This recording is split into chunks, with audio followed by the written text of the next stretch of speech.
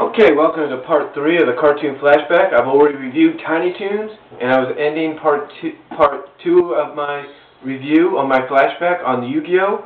And as I ended on that, I was talking about Season 3, Racing the Dragon, and how this character, this antagonist named Darts, who's actually 1,000 years old, is from the ancient city of Atlantis. And that because of him being corrupted by this green crystal thrown down to him or given to him by the Leviathan, he has brought destruction to Atlantis and caused it to sink.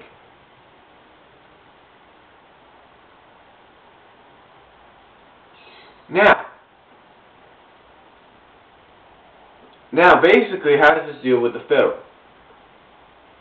Well, Darts knows all about the Pharaoh and who he is, because they had met probably in a previous time. Now, Darts basically needs a lot of souls, and, well, Darts basically being as corrupted as he was by the crystal and the Leviathan, needs many souls to raise the Leviathan. So basically, he uses, I guess you could say, a tournament or something, or whatever it is, and his own kind of duel disc.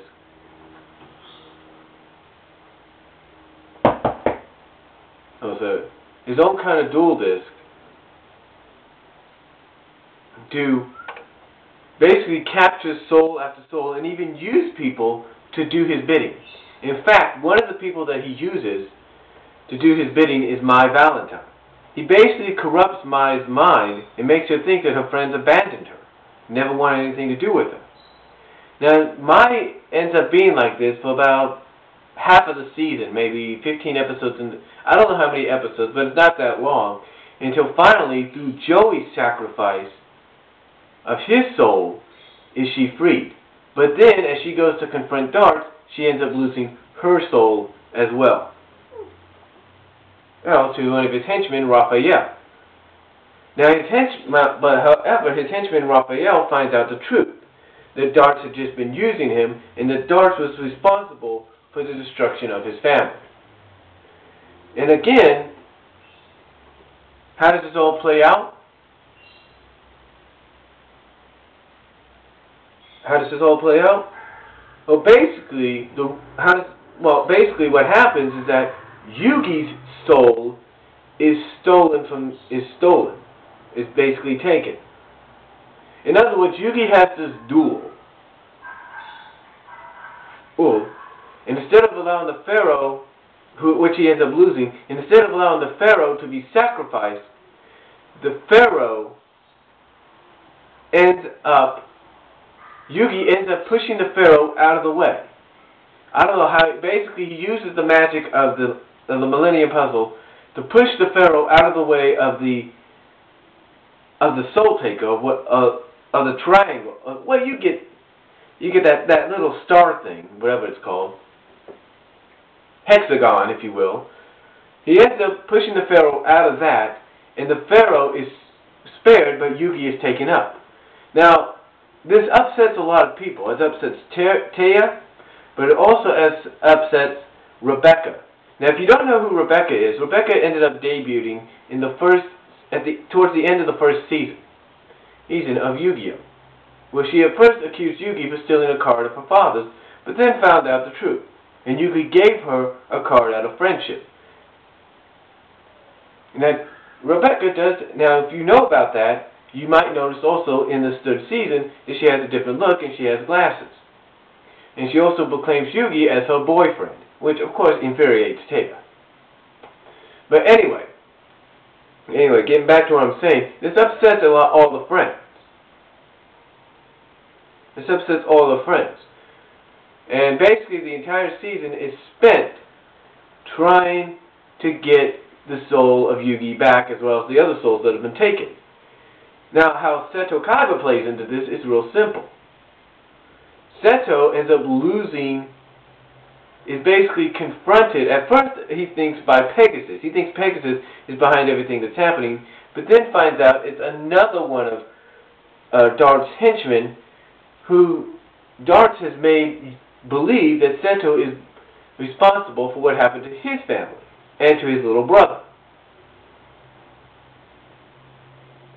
His name is Alistair.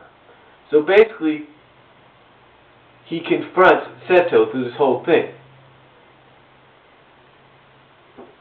Anyway, to make a long story short, they do end up getting Yugi's soul back.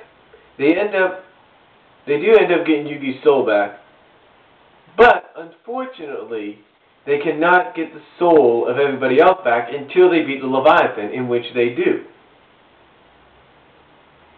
They do end up beating the Leviathan. They do end up freeing Dark's mind from what's been going on. And reveal the truth to him.